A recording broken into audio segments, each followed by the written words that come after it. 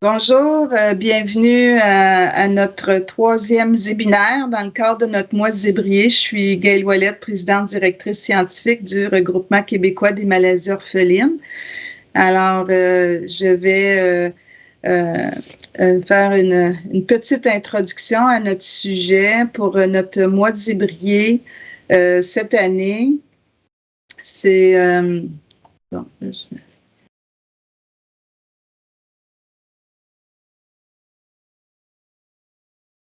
voilà. Notre... oui, voilà. Donc, notre mois de zébrier cette année, le thème, c'est l'Odyssée des sans-diagnostic, l'errance diagnostique. Alors, tous nos conférences là, sont en lien avec ce thème. Au Québec, nos statistiques là, qu'on utilise actuellement nous disent qu'on aurait probablement jusqu'à 700 000 personnes touchées par une maladie rare, dont environ 500 000 enfants. Puis à un moment dans le temps, c'est 40 à 50 % des gens qui seraient sans diagnostic. On dit à un moment dans le temps, puisqu'évidemment, il y en a qui vont obtenir des diagnostics. Le RQMO a fait un sondage à cet effet-là lors de sa fondation en 2010, mais il y a eu beaucoup de sondages à l'international, Eurordis, l'Alliance des maladies rares aux États-Unis, l'organisation canadienne ici, CORD, mais on arrive pas mal tous au même résultat qu'en moyenne, dépendant des sondages qui on a sondé, mais ça va de une moyenne de 7-8 ans pour un diagnostic pour une maladie rare. Nous, 37% de nos répondants ont dit que ça a pris 3 ans ou plus pour obtenir leur diagnostic, 18% 10 ans et plus, et 30% nous ont dit qu'ils avaient consulté 5 médecins ou plus avant d'obtenir leur diagnostic. D'ailleurs, cette semaine, il y a aussi Rare Disease Ireland, donc en Irlande, qui ont aussi publié les résultats de leur sondage et c'est très semblable encore une fois. Donc, excusez, j'essaie de changer. Voilà. On dit, en général, on dit qu'il y a 2 catégories de personnes qui n'ont pas de diagnostic. Les pas encore diagnostiqués, c'est-à-dire que c'est ceux qui ils sont investigués couramment. On pense pouvoir trouver un diagnostic parce qu'évidemment, c'est quand même plus difficile de trouver un diagnostic d'une maladie rare qu'une maladie commune. Et de ceux-là, certains vont finir par avoir un diagnostic, même si ça peut prendre quelques années. Il y a aussi les sans diagnostic, mais c'est des personnes qui probablement ont une nouvelle maladie, si on veut, une maladie qui n'a pas été caractérisée, une maladie pour laquelle on a fait tous les tests, examens qu'on connaît, puis on ne trouve pas. Ceux-là, par contre, avec les nouvelles technologies en génétique, génomique, si c'est une maladie génétique, on a plus aujourd'hui, on en découvre de plus en plus de ces maladies-là et on fait plus de diagnostics. Nous, on parle aussi d'une troisième catégorie de personnes sans diagnostic, puis c'est les diagnostiqués psychosomatiques. C'est-à-dire qu'il y a beaucoup de gens dans notre réseau de la santé qui, souvent avec des maladies qui ont des symptômes non spécifiques, et c'est malheureusement souvent en majorité des femmes où on leur dit finalement que c'est peut-être plutôt psychologique que physique leur maladie. Et on sait que c'est pas toujours le cas parce qu'il y en a qui s'avèrent être diagnostiqués pour une maladie rare. Mais c'est une réalité qui existe là, dans le domaine des maladies rares et puis il faut évidemment trouver des façons des solutions aussi pour ce type de maladie qu'on dit somatoformes ou psychosomatiques, mais qui sont des réelles maladies rares. Alors, les conséquences médicales, c'est de cette errance diagnostique, ben, il peut y avoir des traitements qui même erronée, ou c'est souvent par essai et erreur parce qu'on ne connaît pas exactement la maladie, il y a des faux diagnostics, des traitements, ben même des chirurgies ou certaines interventions ou des médicaments qui ne sont pas appropriés.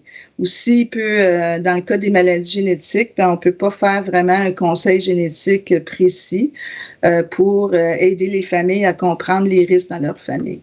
Au niveau psychosocial, ben, il y a de l'incertitude pour ces personnes qui sont des années sans diagnostic, de faux espoirs, des difficultés d'accès à certains services n'ayant pas de nom pour leur maladie. Souvent, ils ne rentrent pas dans les cases, dans les catégories de certains services de nos gouvernements.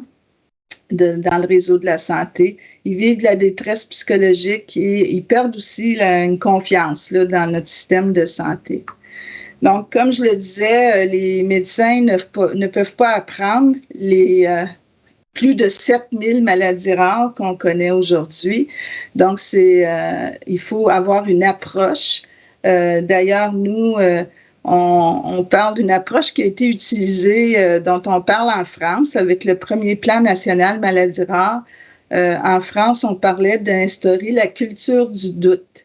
Donc, que les médecins puissent oser penser aux rares parce que lorsqu'ils ont fait tous leurs tests et examens standards et qu'ils n'ont toujours pas de réponse, mais qu'ils ont vraiment un malade devant eux, ben, qu'ils essaient de voir ce qu'ils peuvent faire de plus, douter que, entre autres, que ça ne soit pas psychologique et puis pouvoir référer leurs patients.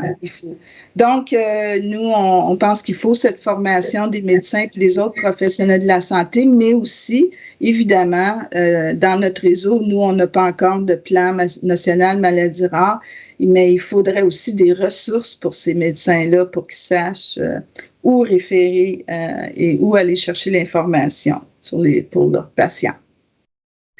Donc, 2 exemples ici de personnes. Une dame ça lui a pris 36 ans de faire diagnostiquer son syndrome, le syndrome d'Ehlers-Danlos, alors qu'elle avait des manifestations de cette maladie tout le long de son enfance et adolescence. Et puis, peut-être que les solutions dont on va entendre parler aujourd'hui auraient pu aider au diagnostic avec les données de son dossier médical. Et le petit Tommy ici, ben, ça lui a pris 14 ans. C'est très récent que sa nouvelle maladie a été diagnostiquée. Puis, ça fait partie de la catégorie là, justement, des nouvelles maladies ou une maladie associée à un gène, mais qui se présente d'une autre façon. Alors, avec les nouvelles technologies, il a pu avoir un diagnostic. Donc, je vais remercier aussi en même temps nos commanditaires là, qui nous ont permis d'organiser tout ce mois d'activités. Je vais passer aux présentations. Avant, je voudrais dire aux gens qu'ils peuvent inscrire des questions dans l'option Q et R au bas de l'écran ou Q et A pour les anglophones. Donc, inscrivez vos questions plutôt dans le Q et R et pas dans l'option chat. Et puis, on prendra vos questions. Alors, je vais arrêter le partage. Voilà. Et je vais présenter notre première conférencière, qui est Madame Anita Burguin, qui est une diplômée de médecine, donc un médecin, mais qui a aussi un doctorat en informatique médicale. Elle est professeure d'informatique biomédicale à l'Université de Paris-Descartes en France, puis elle dirige le département d'informatique biomédicale à l'hôpital Necker Enfants Malades et aussi à l'hôpital européen Georges Pompidou. Enfin, et c'est pour ça qu'elle est ici aujourd'hui, elle co-dirige en collaboration avec le docteur Jean-François Etier de l'Université de Sherbrooke le nouveau réseau Ensemble pour les maladies rares. Un réseau en place depuis le printemps dernier. Donc, on va entendre sa présentation sur ce réseau qui vise à améliorer et accélérer le diagnostic et la prise en charge des patients atteints de maladies rares. Donc, je laisse la parole à Madame Anita Burgat. Merci, je vais partager mon écran, donc le bureau. Est-ce que vous voyez du coup le diaporama? Oui, je vais le mettre en plein écran. Oui. Est-ce que ça a marché? Parce qu'on a fait des tests et ça a marché. Ça oui. va? Ah, c'est bon. Donc, effectivement, moi, je vais vous parler du réseau Ensemble. Alors, l'idée du réseau Ensemble, c'est vraiment de pouvoir développer ce qu'on appelle un système de santé apprenant pour les maladies rares, c'est-à-dire de pouvoir apporter des connaissances à la prise en charge des patients, de pouvoir apprendre aussi à partir de toutes les données qui sont collectées pour les patients. Et donc, ce réseau Ensemble, il est franco-canadien et il est donc piloté avec l'Université de Paris en France et puis l'Université de Sherbrooke au Québec. Et il associe un grand nombre de partenaires. Et Gaël fait partie de ces partenaires. On travaille déjà ensemble, justement, sur comment est-ce qu'on peut avoir des données pour les maladies rares et comment on va pouvoir les traiter, les analyser de façon collective, donc tous ensemble. Alors, l'idée des systèmes de santé apprenants, c'est de pouvoir justement accélérer le transfert entre la recherche et la clinique. Et donc, on va enrichir les connaissances à partir des données de soins qui sont recueillies pour les patients, des données de soins qui viennent de l'hôpital, qui peuvent venir des médecins de ville, mais qui pourront venir aussi dans l'avenir des patients. Et on va enrichir les soins à partir des différentes connaissances. Et donc, on va créer une boucle comme ça qui va permettre d'apprendre de manière continue. Alors, bien entendu, tout ça, il faut que ça se fasse de manière sécurisée. C'est pour ça qu'autour du cercle, là, j'ai mis des remparts pour bien indiquer que ces données, il fallait les protéger au maximum et trouver des solutions pour qu'il n'y ait pas de risque, justement, que les données soient réidentifiées, que les données soient réutilisées, et donc sécuriser complètement tout ce système apprenant. Alors moi, je travaille concrètement, là, je suis aujourd'hui à Paris, à l'Institut Imagine, donc j'ai mis la photo de l'Institut Imagine sur la gauche. Alors, c'est un institut déjà qui est situé en plein milieu d'Hôpital Necker. Donc, l'Hôpital Necker, c'est un hôpital d'enfants malades. Et cet hôpital, il intègre complètement l'immeuble de l'Institut Imagine. Et cet Institut Imagine, il a quelque chose de très particulier, c'est qu'il fait déjà ce système de santé apprenant en faisant en sorte qu'on est tout en bas, ce que vous voyez, donc au rez-de-chaussée, sont les consultations des personnes qui viennent avec leurs enfants, consultation, donc pour voir des experts.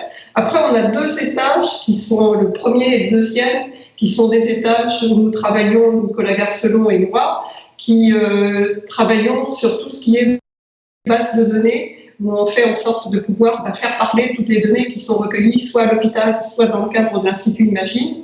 Et puis les étages supérieurs sont des étages de laboratoire, où on fait justement toutes ces analyses génétiques dont on a parlé, où on va analyser selon les différentes pathologies et bien les différents paramètres et les différents gènes qui peuvent être impliqués. Donc c'est vraiment quelque chose de complètement intégré et c'est quelque chose qu'on essaye de mettre en œuvre de façon générale, c'est de relier complètement le soin et la recherche. Alors pour pouvoir faire ça, comme je vous l'ai dit, il y a déjà un aspect rempart, c'est-à-dire la capacité de garder les données de façon sécurisée.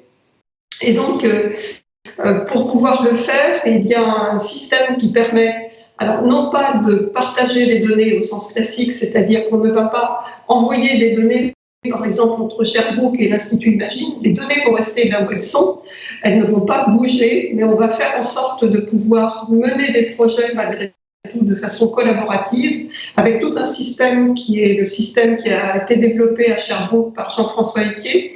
Donc c'est un système qui s'appelle PARS-3 et qui va nous permettre d'avoir une sécurité et un accord pour accéder aux données qui va être vraiment confié à ceux qui ont les données, c'est-à-dire à ceux qui localement ont la charge des données. Donc il va y avoir des responsables de projet, il va y avoir des responsables de l'accès aux données et il va y avoir un certain nombre de conseils qui vont pouvoir donner des avis avant même qu'on puisse accéder aux données. Et donc cette plateforme, elle est extrêmement précieuse. Je pense que c'est vraiment une avancée majeure dans le domaine de la recherche pour les maladies rares, d'avoir une telle infrastructure qui nous permette de sécuriser toutes les données tout en menant des projets collaboratifs. Et c'est vraiment un point très très important de collaboration que nous avons avec Jean-François et avec l'Université de Sherbrooke depuis un moment. Alors d'un autre côté, nous, ce qui est apporté du côté Imagine, c'est d'avoir des systèmes qui sont installés localement. C'est-à-dire que comme nous avons un entrepôt de données de l'hôpital Necker qui concerne à peu près 800 000 patients, donc avec beaucoup quand même de patients qui ont des maladies rares, eh bien on a mis en place, et Nicolas va vous en parler juste après, un système qu'il a appelé Dr Warehouse qui permet justement d'aller chercher des informations dans les données patients pour pouvoir apprendre à partir des données qui sont collectées dans les dossiers. Et là, je vous donne un exemple sur ce qu'on peut retrouver comme information justement et qui est relatif à une mutation qui est MECP2. Et on va trouver par exemple que c'est le syndrome de Rett, qu'il y a une épilepsie, mais aussi on va trouver cette notion d'ostéoporose. Et l'ostéoporose, elle apparaît assez tardivement dans ce syndrome-là. Et en fait, si on n'a pas des grandes bases de données avec toute l'histoire du patient, non seulement au moment du diagnostic, mais également après, eh bien, on n'est pas en capacité de dire qu'au bout de quelques années, les patients atteints de syndrome de Rett vont développer une ostéoporose. Ça, c'est vraiment un point important, c'est de pouvoir avoir tous les signes qui sont recueillis et qui vont pouvoir nous permettre d'avoir une vision complète, la plus complète possible en tout cas, de ce que c'est qu'un syndrome de Rett et de ce que c'est que cette mutation MECP2. Et ça, on est en capacité de le faire pour tous les patients qui viennent à l'hôpital Necker et d'avoir justement ce descriptif complet des différentes maladies. Et ça nous aide beaucoup pour pouvoir justement apprendre à partir des dossiers. Alors, on a un grand nombre de programmes qui sont des programmes pour continuer à apprendre à partir des données. Et là, je vais vous donner un exemple sur, non pas une maladie, mais un groupe de maladies qu'on appelle les ciliopathies. Alors, les ciliopathies, les cibles, vous savez qu'on a des cibles sur toutes les cellules et qu'on peut avoir une partie donc, du cile proximal, le cile intermédiaire et le cile distal. Et en fonction des gènes qui régulent ces différentes parties du cile, eh bien, on peut avoir un grand nombre de signes qui peuvent être des insuffisances rénales, qui peuvent être une cécité, donc avec une anomalie rétinienne, qui peuvent être une obésité, qui peuvent être vraiment multiples. Et cette multiplicité, justement, des signes cliniques, ça rend les choses très difficiles pour pouvoir faire le diagnostic de manière précoce. Et donc, la façon dont on travaille justement dans ce système apprenant avec les données de recherche d'un côté et avec les données cliniques de l'autre côté, c'est qu'on va commencer par regarder tous les patients qui ont été bien diagnostiqués, sur lesquels on est sûr qu'ils ont une ciliopathie. C'est-à-dire qu'on connaît les gènes qui sont mutés, on connaît toute l'histoire de leur maladie, et donc on va pouvoir regarder les signes cliniques, faire ce qu'on appelle du phénotypage, donc avoir tous les signes cliniques de ces patients et de pouvoir corréler ça avec les gènes. Donc on a cet ensemble de patients qu'on connaît bien, pour lesquels on a toutes les informations et qui participent à la recherche justement sur les ciliopathies. Donc on a tous ces éléments-là, et puis après on va regarder dans l'entrepôt de données si on a des patients qui sont proches, et ces patients qui sont proches, soit on leur a déjà fait un génotype et on va regarder si justement ça correspond à un génotype de ciliopathie, soit on n'a pas fait le génotype et on va à ce moment-là rechercher des gènes qui correspondent aux ciliopathies pour ces patients. Et on va pouvoir dire, ces patients, ces nouveaux patients, monsieur untel, il a une ciliopathie et on connaît sa mutation, monsieur untel, il n'a pas de ciliopathie et donc on l'exclut. Et on va pouvoir, de façon complètement incrémentale, continuer à apprendre à partir du moment où les données vont s'accumuler et où on va avoir de nouveaux patients diagnostiqués. Et c'est ça qu'on est en train de faire, c'est ça qu'on veut mettre en place sur les systèmes apprenants, et c'est ça que nous voulons généraliser entre le Québec, entre le Canada et la France, et avec l'idée d'inclure l'ensemble du Canada et d'inclure l'ensemble de l'Europe dans cette dynamique justement de recherche à partir des données. Alors pourquoi on l'a appelé ensemble? Parce que vraiment on travaille ensemble de manière quotidienne ou de manière en tout cas suffisamment répétée pour que ça devienne des programmes en qu'on mène de façon conjointe. On le fait ensemble de manière transatlantique. On est vraiment avec des tables de travail qui sont des tables de travail communes entre les deux pays, avec une implication des deux côtés. C'est un ensemble qui est également multidisciplinaire. Il y a des gens qui font de l'informatique, il y a des gens qui connaissent les maladies rares, il y a des associations de patients, des représentants des différentes communautés, donc qui font qu'on a un ensemble qui est multidisciplinaire. Et puis on l'a fait ensemble parce que moi j'ai participé déjà à une réunion sur les bases de données et les maladies rares en avril 2018, donc ça date un petit peu, mais j'ai trouvé qu'il y avait une jolie phrase qui avait été prononcée par un représentant de l'association de patients, et disait « Ensemble, je vais mieux ». Et je trouvais que ça résumait bien ce qu'on veut faire, parce qu'on veut faire en sorte qu'ensemble, tout le monde aille mieux et qu'on puisse apprendre beaucoup de choses. Donc, du coup, ce programme, il vise du coup à avoir un système qui est local sur les différents hôpitaux ou systèmes de cliniques, etc., qui est basé sur Dr Warehouse, donc qui va vous être montré. On a cette plateforme québécoise qui est une plateforme qu'on veut généraliser pour pouvoir justement traiter les données de manière distribuée sans que les données bougent de là où elles sont. Et puis on va mener des programmes donc ensemble, et on a bien l'intention de faire des découvertes très rapidement en mettant en place ce système collaboratif. Alors, le programme Ensemble, il implique bien entendu le regroupement québécois des maladies orphelines. C'est vraiment un acteur majeur de ce programme Ensemble. On travaille justement de manière à pouvoir collecter des données, de manière à pouvoir analyser les données de manière collective. On intègre également des établissements qui sont liés donc, au Québec, par exemple à l'Université de Sherbrooke, qui sont liés en France à l'Institut Imagine, à l'hôpital Necker, à la PHP. Et donc, on va co-construire comme ça un certain nombre de programmes de recherche qu'on va développer le plus rapidement possible maintenant. Alors, ce programme Ensemble, il y a quelques mots-clés qui sont indiqués ici. Donc, c'est un programme informatique. D'abord, il y a des gens qui font la partie technique de ce travail, donc avec une idée de faire de la santé numérique, de pouvoir avoir des données qui arrivent de différentes structures. On est en train de mettre en place, donc, je vous l'ai dit, avec PARS3, cette infrastructure de partage de données entre les différents sites et entre les différents pays. Et puis, on va développer des méthodes d'intelligence artificielle. Et en particulier, nous sommes en train de développer tout un programme pour aller chercher des patients similaires dans les bases de données. Supposons que moi, à Necker, je vois un patient qui a tout un ensemble de signes et je ne sais pas ce qu'a ce patient.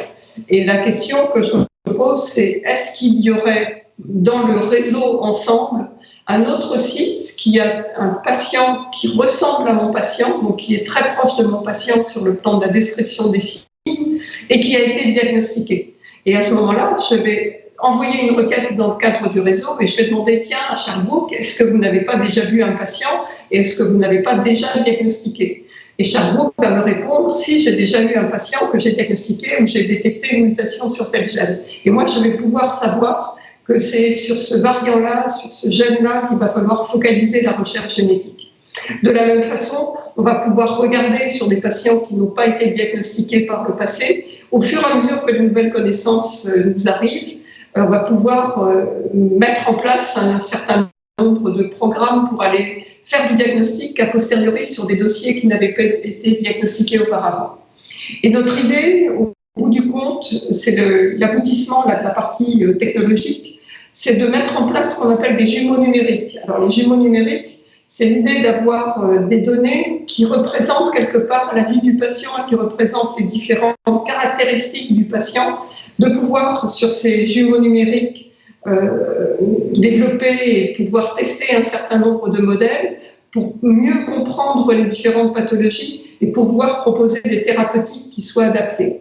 Et cette recherche sur les jumeaux numériques, c'est quelque chose qui démarre et qu'on va justement développer de manière collective dans le réseau Ensemble. Alors, ça c'est la partie technologique. Il y a bien entendu une partie qui est une partie clinique sur laquelle on va développer des projets de recherche maladies rares et on est en train d'imaginer actuellement des projets, par exemple, sur les patients atteints de déficience intellectuelle qui ont des troubles également, des anomalies au niveau de leur IRM cérébral. Et donc, on va lancer ces projets-là, on va demander des financements ensemble, à la fois au Québec et au niveau de la France et de l'Europe. Et donc, on va accélérer ces programmes de recherche le plus rapidement possible. On espère avoir un impact justement sur la prise en charge, sur le délai avant le diagnostic et sur la qualité du diagnostic par les mécanismes que je vous ai décrits juste avant. Et une fois qu'on est capable de faire ça, qu'on est capable d'avoir des accès sécurisés à ces bases de données, eh bien, on se dit qu'à partir du moment où on a trouvé un médicament qui peut être proposé pour un certain profil de patients, puisque bien entendu, ça va être des médicaments qui vont s'adresser à un certain sous-type de patients, eh bien, on va être en capacité de trouver des patients justement dans le cadre du réseau pour pouvoir proposer ces patients et leur proposer surtout d'être impliqués dans la recherche clinique et dans les essais cliniques qui vont être faits. Alors bien entendu, et ça c'est ma conclusion, hein, ça ne se peut que si on implique les communautés de patients, et c'est pour ça qu'on travaille de façon étroite déjà avec Gaël et qu'on est en train de développer ces programmes avec les communautés de patients de manière régulière. Donc voilà, je vais m'arrêter là. Sur les enjeux, en fait, je les ai déjà présentés au cours de la présentation, donc je vais peut-être laisser la parole pour qu'on ait du temps de discussion. Je vais arrêter le partage d'écran et laisser Nicolas continuer. Oui, merci beaucoup, Dr. Burguin. Je vais présenter le professeur Garcelon qui a un diplôme d'ingénieur agronome, mais ensuite un doctorat en santé publique en informatique biomédicale. Donc, ça fait quand même 20 ans qu'il travaille dans le domaine médical. Et depuis 2012, il dirige la plateforme Data Science de l'Institut Imagine là, à Paris. Il est aussi chercheur dans l'équipe interne qui s'appelle Sciences de l'information pour soutenir la médecine personnalisée au Centre de recherche des Cordeliers à Paris. Donc, lui, il conçoit puis il développe des logiciels hospitaliers pour les cliniciens et les chercheurs, puis dont le Dr. Warehouse, qui va nous présenter aujourd'hui, pour lequel il a déposé une licence open source en septembre 2017 déjà. Donc, je vous laisse la parole. Merci beaucoup pour la présentation. Hop. Voilà. Alors, donc moi, je vais vous parler effectivement de Dr. Warehouse, qui était un clin d'œil à la série Dr. House, qui cherchait en permanence des lupus chez les patients, donc il y avait déjà cette idée de maladies rares, avec l'idée de pouvoir accélérer la réutilisation des données hospitalières, aussi bien, alors je ne remets pas le contexte, Anita l'a très bien présenté, entre Imagine et l'Institut qui est sur l'hôpital Necker avec les centres de référence maladies rares.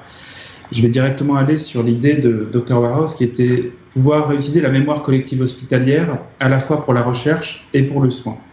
Avec cette idée que le médecin, quand il voit un nouveau patient, la première chose qu'il fait, c'est aller chercher dans sa mémoire tous les patients qu'il a déjà vus et voir s'il y a déjà un patient qui ressemblait de manière inconsciente des fois, puis des fois il prend vraiment du temps pour essayer de retrouver ce patient-là, pour prendre une décision sur un nouveau patient.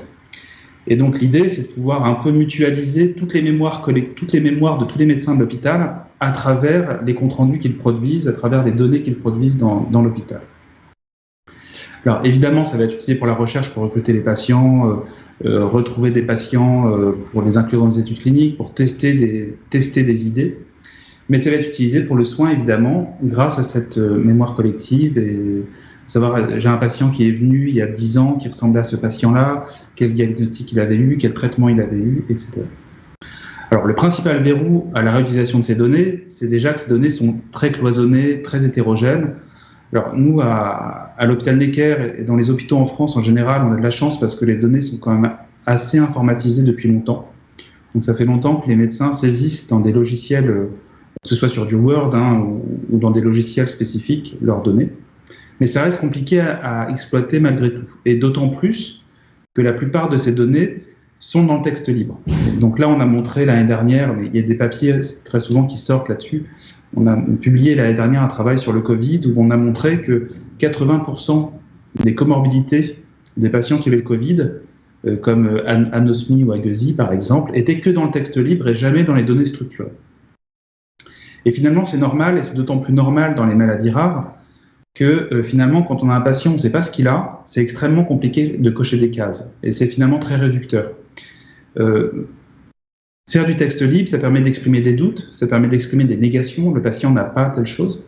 Et donc, ça permet vraiment de générer des nouvelles connaissances, des nouvelles informations sur des maladies rares, par exemple, qu'on n'aurait pas avec des cases à cocher. Parce qu'on va coder que ce qu'on connaît, et on va rarement cocher des choses comme le patient n'a pas de larmes quand il pleure, ou des choses comme ça. Et donc, nous, on a développé Dr Warehouse vraiment dans cette idée de pouvoir intégrer n'importe quel type de données de manière intelligente, si possible, et que puisse être rapidement utilisé par les médecins, et non pas uniquement par les data scientists, par les informaticiens ou les statisticiens. Que ça puisse être utilisé par les médecins au quotidien, au lit du malade. Alors, on a essayé d'axer notre étude sur 3 cas d'usage. Le premier, c'était identifier des patients. Donc déjà, c'est tout simplement pouvoir aller rechercher dans cette mémoire collective, un peu comme un Google, avec un moteur de recherche multimodal. Deuxième cas d'usage, c'était comment accélérer la fouille, l'extraction d'informations. Donc vraiment pouvoir tester des hypothèses et extraire des informations de manière automatisée. Et le dernier cas d'usage, qui est un peu ultime, c'est comment, avec tout ça, on peut réduire l'errance diagnostique.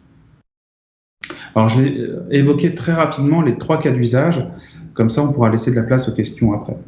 Alors, juste pour que vous ayez une idée des données qu'on a intégrées, qui est la phase la plus compliquée finalement, c'est intégrer des données qui proviennent d'une trentaine de sources de données, 30 logiciels en fait, quasiment.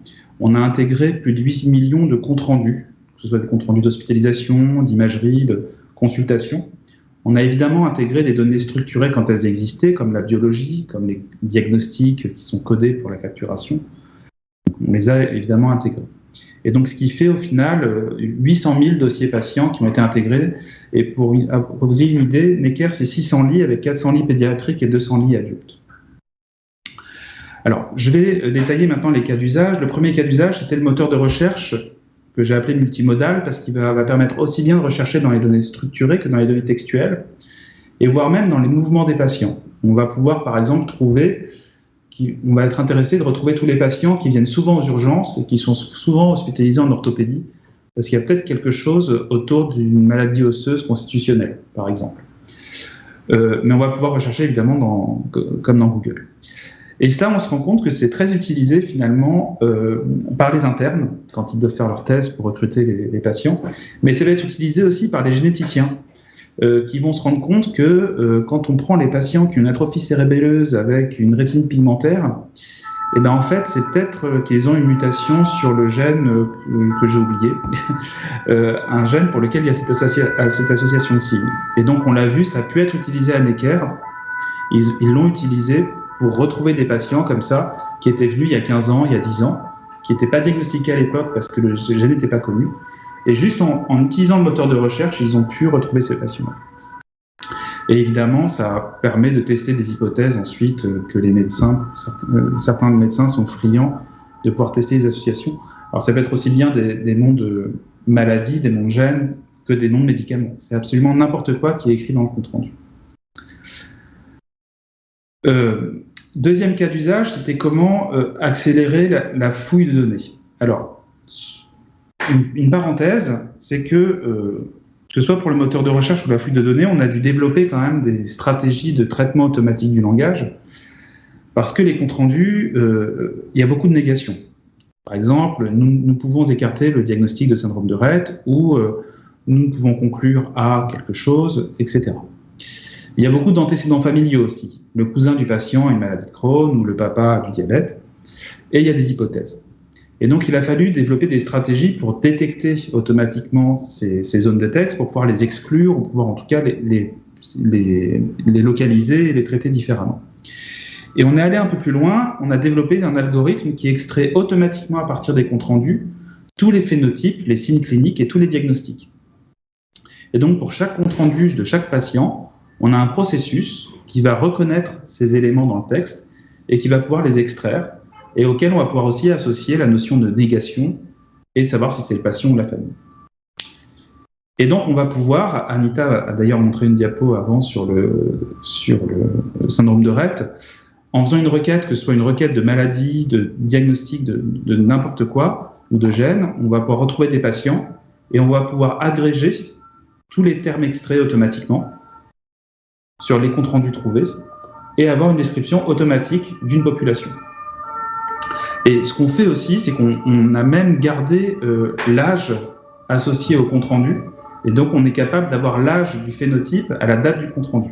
Alors on sait bien que ce n'est pas la date d'apparition du phénotype, c'est la date à laquelle on parle pour la première fois dans les comptes rendus, mais déjà, ça permet de ressortir en fait des informations pertinentes, on s'est rendu compte, pour certains projets.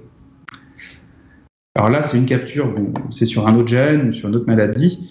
L'idée, c'est vraiment d'avoir une description automatique d'une cohorte. Ça permettrait de générer des hypothèses. Et on a publié un travail l'année dernière sur le syndrome de Dravet. On a essayé de trouver les signes précoces de cette maladie pour les patients entre 0 et 2 ans, pour essayer d'être vraiment extrêmement précoce, parce qu'on sait que plus on le détecte précocement, mieux le traitement marche. Et on a extrait comme ça plus de 40 millions de concepts médicaux depuis tous les comptes rendus de l'hôpital Necker. Et l'idée, c'est d'aller plus loin, c'est de pouvoir réussir à avoir une représentation synthétique du dossier d'un patient, c'est-à-dire qu'on passe du texte libre à des données structurées, synthétiques, qu'on va pouvoir utiliser ensuite dans des algorithmes d'aide à la décision. Et donc, on arrive à l'aide à la décision. Donc, l'idée, c'est de pouvoir, à partir d'un patient index, admettons, on a un patient qui est nouvellement diagnostiqué avec une nouvelle maladie rare qui n'a jamais été découverte auparavant. Et donc, la question qui va se poser, c'est combien de patients sont en errance diagnostique de cette maladie rare, pour lequel on ne suppose même pas qu'ils aient cette maladie rare, et qui peut être dans la catégorie que j'ai beaucoup aimée, des diagnostiqués psychosomatiques, dont vous parliez précédemment, Gaël. La première possibilité, c'est d'utiliser tous les phénotypes de ce patient-là, s'il en a 5, 6, 7, 8, on ne sait pas, et utiliser le moteur de recherche. Le problème, c'est que ça peut être trop stringent, parce qu'on ne va pas savoir quels sont les phénotypes qui vont être intéressants pour retrouver les patients similaires. Et plutôt que de faire ça, on va avoir une approche par similarité avec une proximité phénotypique. On va essayer de retrouver les patients qui ressemblent le plus à ce patient-là au regard de ses comptes rendus et de tous les phénotypes qu'il contient. Et donc, on a développé un algorithme qui se base sur les termes qui sont extraits depuis les comptes rendus, ce que j'ai montré juste avant. Donc, pour le patient diagnostiqué, on a la liste des termes médicaux qui sont dans ses comptes rendus. Pour chaque patient de l'hôpital, on a ça aussi. On va être capable de calculer une distance de similarité et de proposer les 30 patients les plus similaires. Donc, on a publié ce travail dans le Journal of Biomedical Informatics où on montrait qu'on arrivait à retrouver des patients similaires finalement en se basant uniquement sur les phénotypes contenus dans les comptes rendus. On l'a intégré dans Dr Warehouse. On a développé en fait dans Dr Warehouse des outils autour de l'entrepôt de données général, donc des outils de fouille de données, et on a développé des fonctionnalités centrées autour du dossier d'un patient. Donc là, c'est le dossier d'un patient qu'on voit. On va pouvoir afficher ces documents, il y a un moteur de recherche sur les comptes rendus, je ne rentre pas dans les détails, mais il y a un onglet qui permet d'accéder à l'outil de similarité et qui va proposer d'afficher les 30 patients les plus similaires à ce patient-là. Alors, on va pouvoir l'utiliser dans les deux sens, c'est-à-dire on a le patient index diagnostiqué, on va essayer de retrouver parmi les patients similaires des patients non diagnostiqués. Et inversement, j'ai un patient, je ne sais pas ce qu'il a, et je vais regarder parmi les patients similaires si j'ai des patients diagnostiqués qui pourraient m'aider à prendre une décision sur mon patient. En évaluant l'algorithme, d'ailleurs, j'ai diagnostiqué un patient de manière fortuite sur une maladie rare qui me servait pour évaluer l'outil. Et récemment, l'année dernière, il y a une équipe de Necker de neurologie qui a utilisé cet outil de similarité pour diagnostiquer des patients sur une mutation génétique KCNA2 qui provoque des syndromes neurodéveloppementaux. Et ils l'ont publié dans le journal Genetics in Medicine en janvier de l'année dernière. Alors, évidemment, nous, ce qu'on souhaite, c'est développer ça de manière plus générale. Aujourd'hui, Dr Warehouse est un entrepôt de données hospitalier en open source, en source libre, qui va permettre aux médecins de se réapproprier ces données, d'accélérer la réutilisation des données, etc. Mais surtout, moi, ce que je veux, c'est que vu qu'il va être dans plusieurs hôpitaux, on va pouvoir exporter finalement des patients sur des maladies rares, des patients archétypaux, des patients virtuels, représentants d'une maladie rare, et essayer de repêcher des patients qui sont en errance diagnostique comme ça dans ces hôpitaux, des hôpitaux généralistes qui n'ont pas de centre de référence maladie rare, des hôpitaux psychiatriques par exemple, pour lesquels il y a justement une erreur diagnostique, des diagnostiqués psychosomatiques, comme vous disiez, essayer de repêcher ces patients-là grâce à ces outils-là, uniquement basés sur les comptes rendus des patients, ce qui va nous permettre d'aller fouiller de manière profonde ces entrepôts. Et c'était ma conclusion. Merci beaucoup. Merci. C'est très, très impressionnant comme projet. Vous savez, nous, quand on a sondé 300 patients proches aidants il y a quelques années par rapport à la situation au Québec, les maladies rares, une chose qui est beaucoup ressortie, c'est le désir qu'il y ait un dossier électronique commun au Québec. Maintenant, je pense qu'on a un dossier santé, mais pas tout est intégré encore, mais bon, ça a pris un peu de temps et ça avance. Mais les patients souhaitaient ça, malgré toutes les discussions au niveau éthique par rapport aux dangers et la sécurité des données. Les personnes avec des maladies rares souhaitent que la raison étant aussi, c'est qu'ils voient souvent beaucoup de spécialistes qui, eux, ne voient pas justement les signes et symptômes des autres organes et systèmes et surtout lorsque c'est un dossier papier aussi, là, que c'était difficile de faire.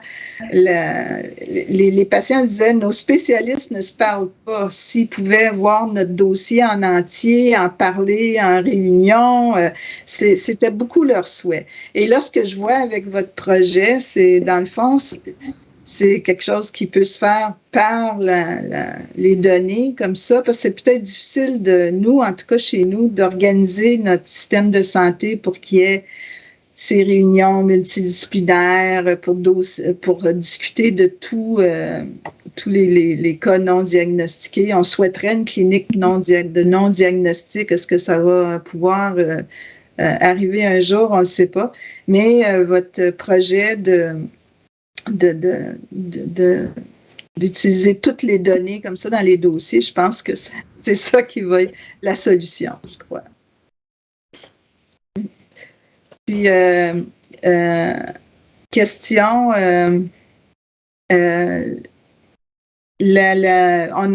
on a déjà discuté en réunion, là, dans le réseau ensemble, la question des registres des registres qui existent maintenant, qui sont initiés et gérés par les patients.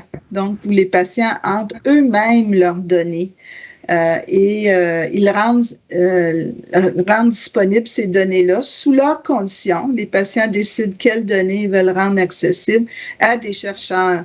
Alors, on a proposé évidemment que ça soit aussi intégré dans le réseau ensemble, là, dans le warehouse où il existe présentement 150 registres de ce type-là où les patients peuvent entrer leurs propres données. C'est souvent les données, évidemment, c'est les données de leur dossier médical, mais aussi d'autres données qui ne sont pas nécessaires, des signes et symptômes qui ne sont pas nécessairement reconnus officiellement. Donc, je vais vous demander si vous allez utiliser ça. Et en fait, aussi, un autre type de données. Est-ce que vous utilisez les bases de données existantes de maladies génétiques, par exemple, même d'autres maladies rares, de signes et symptômes? Je pense à OMIM, je pense qui ont le synopsis clinique là ou même peut-être Orphanet, la liste de signes et symptômes ou d'autres bases de données comme ça. Est-ce que vous utilisez aussi ça?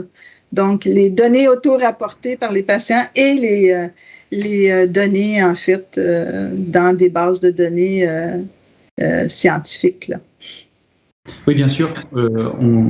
D'ailleurs, première étape qu'on a fait, c'est on a comparé d'ailleurs le recouvrement entre la description des maladies génétiques qu'on a dans la vie réelle, c'est-à-dire dans l'hôpital, et ce qu'on a dans les bases de connaissances comme OMIM, Orphanet.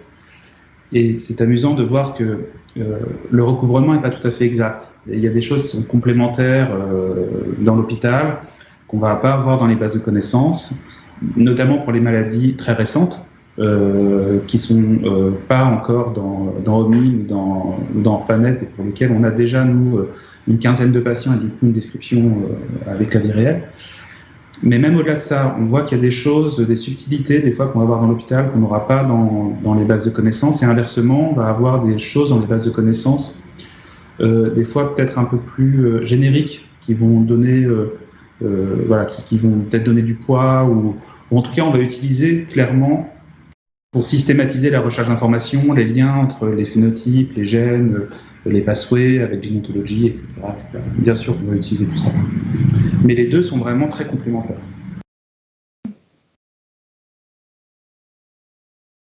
Et sur la partie d'intégration des données qui arrivent des patients, qui sont générées par les personnes, effectivement, on attend que ça parce qu'on se dit qu'il y a effectivement une façon de décrire les signes qui est très, très fine et qu'on n'a pas obligatoirement dans les signes cliniques du dossier en tant que tel, surtout quand c'est un dossier structuré avec des questionnaires, des choses comme ça.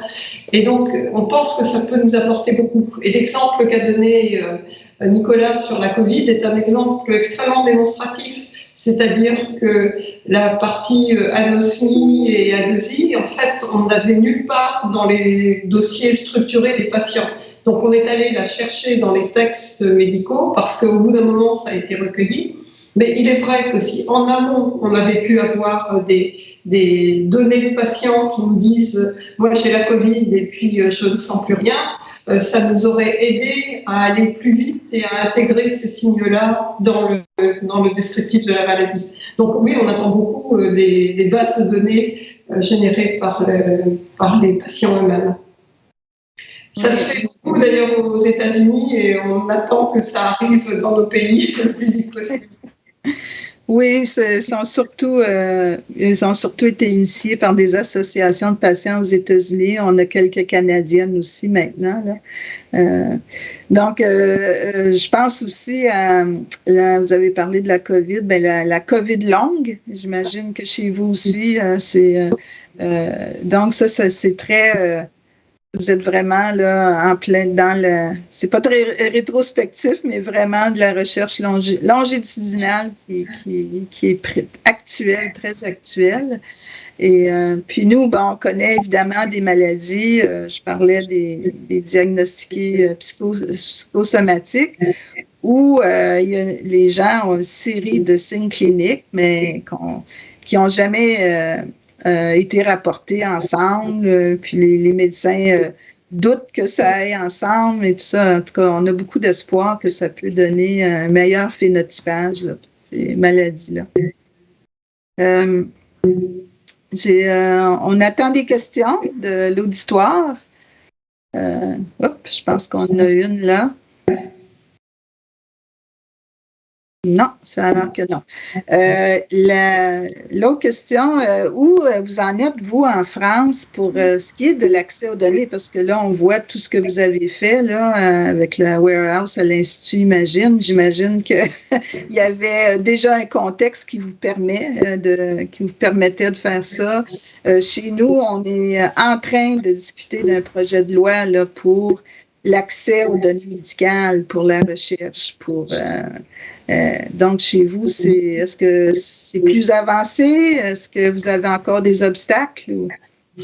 Alors, on a...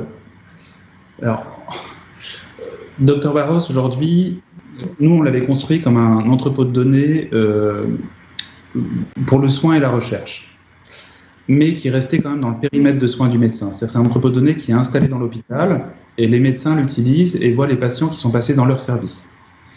Les autres patients, ils ne les voient pas, mais ils peuvent avoir un nombre. Dire, oui, il y en a 10 qui ressemblent à ton patient, mais que tu ne pourras pas voir pour l'instant, à moins de passer devant un comité d'éthique. On a perdu Rita. Elle va revenir. Donc ça, c'est le premier point. Ensuite, si on veut passer en recherche, c'est-à-dire aller au-delà du périmètre de soins et accéder à plus de patients, il y a effectivement un comité d'éthique et toute une procédure qui se met en place, et la CNIL, donc l'organisme de gestion des droits d'accès aux informations, a sorti un nouveau référentiel pour les entrepôts de données, pour la recherche, qui est assez contraignant par rapport à notre domaine, parce qu'il demande d'anonymiser complètement les données, avec une vraie difficulté pour revenir à l'identité. Et donc on voit que dans un contexte où on a besoin de recontacter le patient parce qu'on a trouvé un diagnostic, par exemple, c'est pas adapté, pas tout à fait. Donc on a encore besoin de faire du lobbying pour expliquer l'intérêt d'avoir un entrepôt de données pour le soin, qui peut être aussi utilisé pour la recherche. Mais les deux dispositifs aujourd'hui peuvent coexister séparément dans notre système. Mais on est vraiment à chaque fois dans l'hôpital, les données ne sortent pas de l'hôpital, et on compte bien sur la plateforme Pars 3 de Jean-François Etier, justement, pour interconnecter ces entrepôts entre eux. Et donc là, pour le coup, au niveau réglementaire, c'est encore en cours, je pense, en termes de législatif. Ben, c'est bien, si j'ai compris, Dr Burguin, plutôt, il y aurait même partage de presque international, l'Europe, le Canada, les États-Unis, quoi. Et puis, j'imagine à ce moment-là que la langue ne dérange pas. Tout dépend des recherches qu'on fait, je pense. Si c'est du recherche structurée, la langue ne nous dérange pas, parce qu'on aura des thésaurus en commun. Si ça devient sur le texte libre, là, ça devient un peu plus compliqué. Même s'il y a des systèmes de traduction automatique qui pourraient fonctionner en réalité. Oui. Je pense qu'avec l'intelligence artificielle, aujourd'hui, la langue sera de moins en moins un problème. Oui. Mais c'est sûr que je pense qu'il y a beaucoup de patients, de parents d'enfants atteints de maladies là, qui souhaiteraient une telle que ce soit ouvert, les données, mais bon, évidemment sécurisé. Là, les registres de patients dont je parle, des associations de patients, ils s'assurent que les chercheurs aient des données, mais évidemment anonymisées, mais qu'ils aient accès aux données. Parce que c'est sûr que trouver un autre patient similaire pour lequel on a déjà trouvé une mutation dans un gène, un variant, ben c'est vraiment l'intérêt, là, je pense, pour réduire les délais de diagnostic. C'est vrai que, en fait, moi, je pense que dans un premier temps, la solution, c'est vraiment juste de donner l'information qu'il y a un patient qui ressemble dans tel hôpital. Après, les médecins, ils vont faire comme ils faisaient avant, ils vont se téléphoner, et voilà. Enfin, et donc après, on retourne dans ce qui était fait avant, en bonne intelligence entre professionnels de santé, en fait. Oui, le jugement clinique va toujours être nécessaire, j'imagine. Évidemment, oui. Bien sûr. Et même par rapport à la confidentialité du patient et la confidentialité médicale, c'est fait. Ouais. Oui, parce qu'il y a aussi beaucoup de discussions autour du recontact des patients aussi, en génétique, en tout cas, c'est souvent une question, là.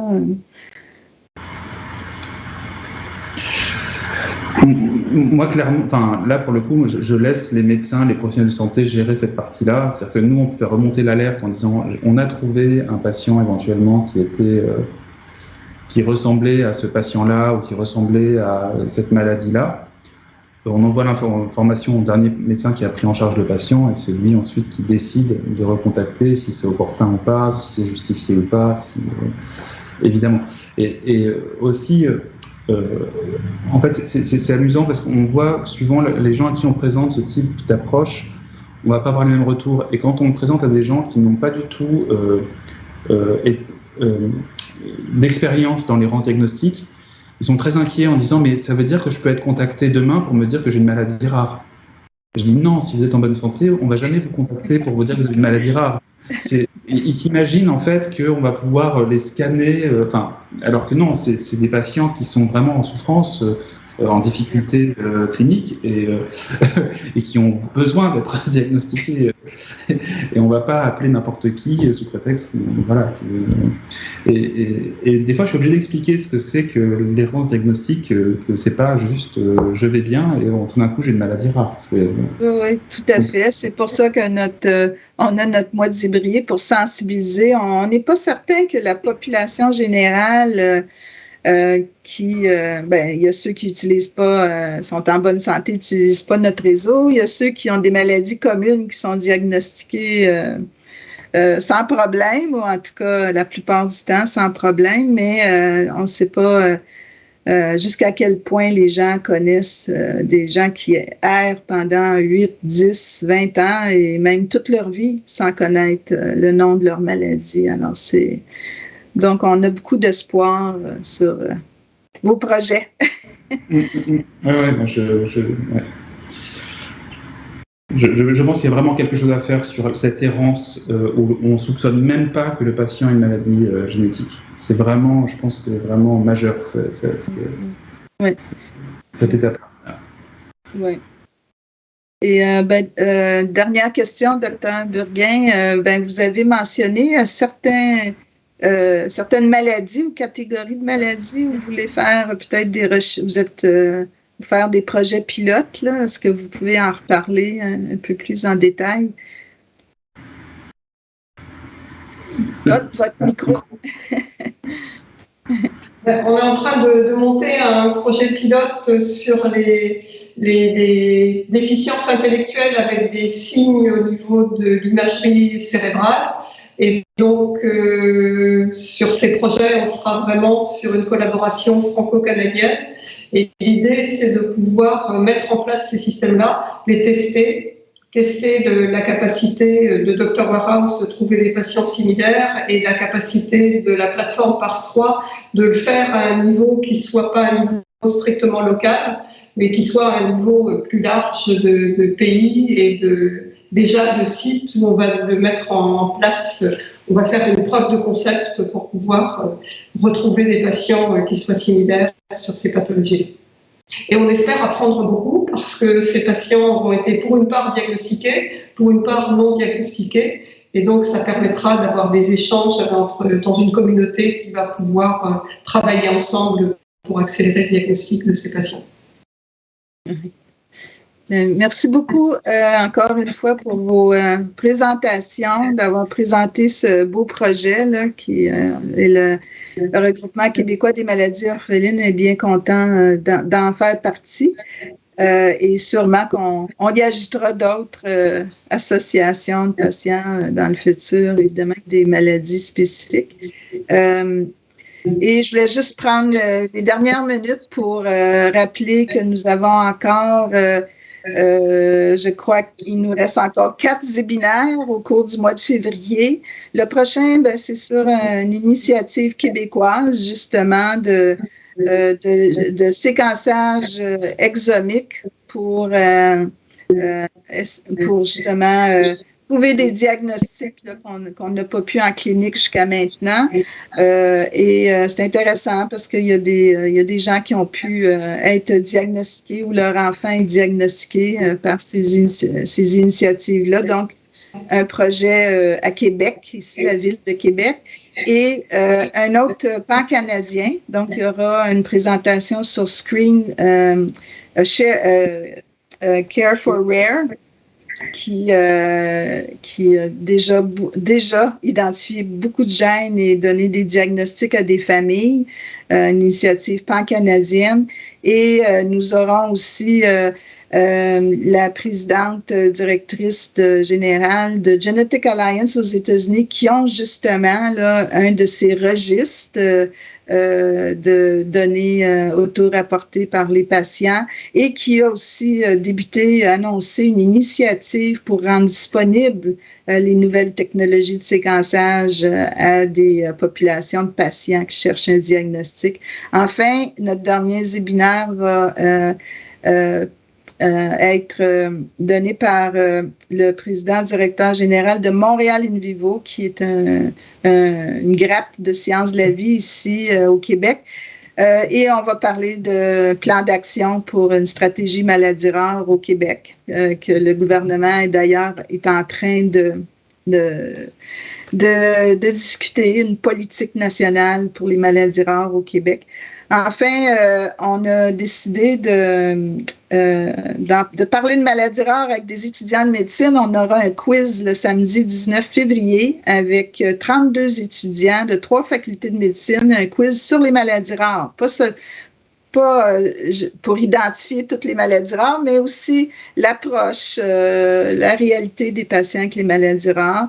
Et enfin, on aura notre journée éducative le 26 février qui vise plus dans le soutien, l'approche, comment on peut parler à notre médecin, comment essayer de voir avec le médecin d'aller plus loin pour oser penser aux rares, et comment être soutenu au niveau psychologique durant notre errance diagnostique.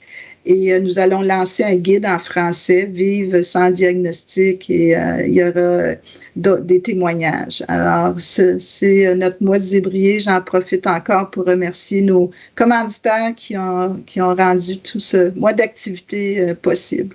Merci encore au professeur Garcelon puis Dr. Burguin pour votre présentation aujourd'hui. Merci. Au revoir.